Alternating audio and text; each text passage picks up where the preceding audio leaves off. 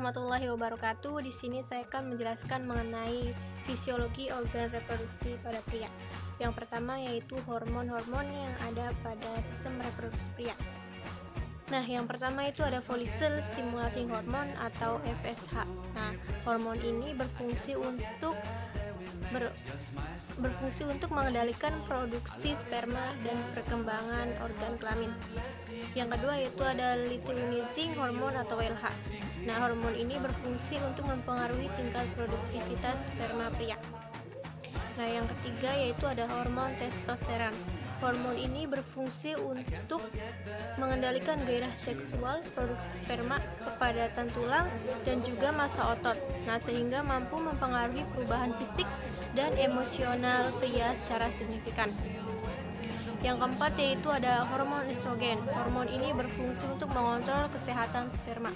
Yang kelima yaitu ada hormon luteinasi atau ICSH.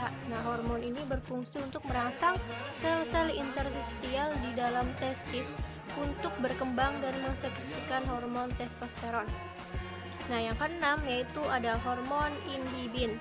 Nah, hormon ini berfungsi untuk mengatur produksi dari sperma sekaligus akan menjaga konsentrat hormon laki-laki agar tetap pada titik yang konstan. Nah, yang kedua yaitu proses terbentuknya spermatozoa. Nah, proses terbentuknya spermatozoa ini terjadi di dalam tubulus seminiferus. Nah, di dalam tubulus seminiferus ini terdapat banyak sel-sel yang tersebar secara acak yang dinamakan sel setroli.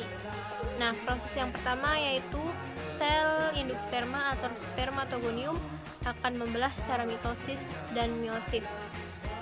Nah, dari spermatogonium akan membelah menjadi spermatosit primer secara mitosis. Nah, yang kedua, spermatosit primer ini akan membelah diri secara meiosis dan akan membentuk spermatosit sekunder.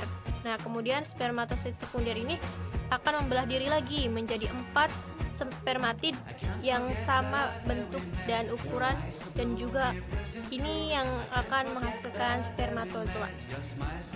Nah, yang ketiga yaitu ada cara menjaga kualitas sperma.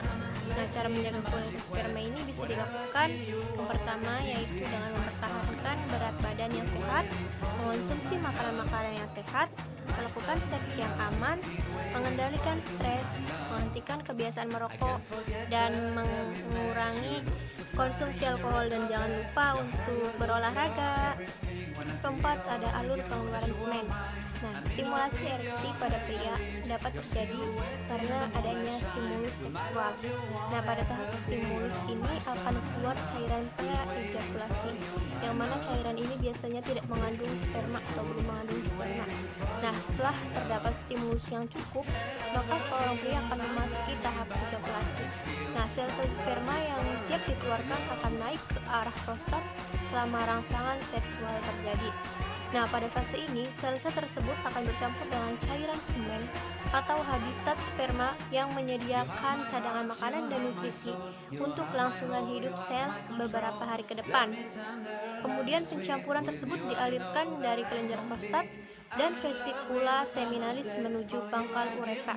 Nah, fase ejakulasi ini akan terjadi pengeluaran cairan semen yang mengandung sperma melalui penis. Nah, yang terakhir yaitu ada gangguan pada sistem reproduksi pria.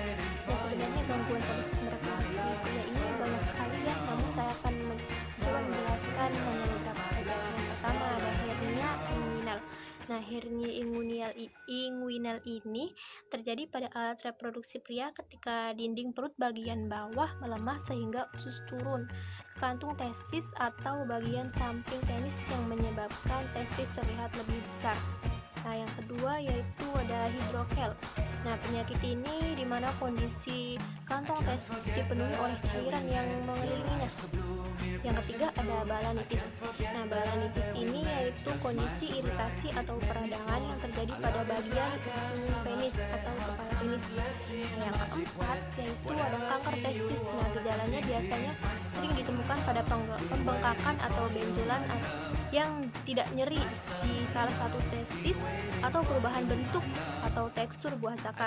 Nah, yang kelima yaitu ada pembengkakan skrotum. Nah, skrotum dapat mengalami pembengkakan yang sering diakibatkan oleh torsi testis atau gangguan pada testis yang memicu tersumbatnya aliran darah. Nah, itu dia tadi sedikit penjelasan dari saya mengenai fisiologi reproduksi pada pria. Semoga bermanfaat.